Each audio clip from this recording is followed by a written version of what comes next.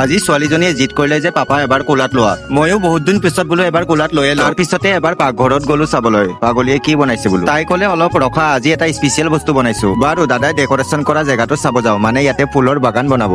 আৰু আমাৰ অমিতাডালৰ ফালে চাওক, যোৱাবাৰ বহুত খালো, এইবাৰো চাগে অলপ খাবলৈ পাম। এইডাল ভোট জলকীয়া আশা কৰিছিলো দুই এটা লাগিব বুলি, কিন্তু চাওকচোন লাহে লাহে পাতবিলাক ঠেৰঙা পৰিব ধৰিছে। এনেকুৱা কিয় হৈছে বাৰু? যদি আপোনালোকে জানে জনাবচোন। বাৰু বাদ দিয়ক, ৰাতিপুৱাৰ লাল চাহ বাতি আহিয়ে গ'ল। আৰু স্পেচিয়েল বস্তু বুলি যে কৈছিল ৱাইফে, সেই স্পেচিয়েল বস্তুটো এইটোৱে, মানে খোলা চাপৰি পিঠা। যিয়ে নহওক কিয় মুখত সোনকালে সোমাই লওঁ, কাৰণ মই বহুত খকুৱা। তাৰ পিছতে যাওঁ নাযাওঁ কৰি এখোজ দুখোজকে দোকানলৈ গলো। যিমানেই এৰিম বুলি ভাবি আছো সিমানেই এৰিব নোৱাৰা হৈছো। কিন্তু বিদ্যা কৈছো, মুখত সোমোৱাৰ লগে লগে এটা বেলেগ এনাৰ্জি পাই যাওঁ। অকমান পিছতে পাকঘৰত কেৰাহী উঠাব গলো, দেখিলো কিবা উতলি আছিল। চামুচখনেৰে অলপ খুচুৰি উঠাই দেখিলো যে মিছা মাছ মোৰ খুবেই প্ৰিয়। বাৰু অলপমান ঢাকি লওঁ, কাৰণ জোলখিনি শুকাব লাগিব। বাহিৰলৈ ওলাই চালো যে এজাক ধুনীয়া বতাহ দিছে। তাৰ পিছতে দেখিলো বেটিয়ে দাখন চুচৰাই আনি আছে। দাখন আনি কলে, পাপা নাৰিকলটো অলপ কাটি দিয়া। ময়ো বোলো দিয়া, নাৰিকলটো কাটিয়ে দিওঁ, যিহে গৰম পৰিছে নাৰিকলৰ পানী অলপ খাই লওঁ। মিনি ব্লগটো ভাল লাগিলে এটা লাইক আৰু এটা কমেণ্ট নিশ্চয় কৰিব।